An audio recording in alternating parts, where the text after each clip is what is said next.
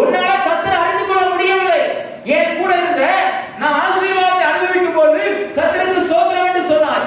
மாளிகையை கட்டும் பொழுது கர்த்தருக்கு ஸ்தோத்திரம் என்று சொன்னாய். 10 பிள்ளைகளை அழகு பிள்ளைகளை பெற்றெடுக்கும் போது கர்த்தருக்கு ஸ்தோத்திரம் என்று சொன்னாய். ஒட்டகங்கள் எனக்கு வரும்போது கர்த்தருக்கு ஸ்தோத்திரம் என்று சொன்னாய். ஆடு மாடுகள் எனக்கு வரும்போது கர்த்தருக்கு ஸ்தோத்திரம் என்று சொன்னாய். ஆனால் இவர்கள் எல்லாவற்றையும் கர்த்தர் எடுத்துக் கொள்ளும் பொழுது ஏன் அவரை பார்க்க நீ மறந்து விட்டாய்? ஆமே, அவரை நீ ஏன் எதிரி மாதிரி பார்க்கிற? நன்மை செஞ்ச ஆண்டவரை எதிரி மாதிரி பார்க்காத, அவர் நன்மை செஞ்சவரை பாரு. உன்னுடைய மனசு அப்படி மாறும்.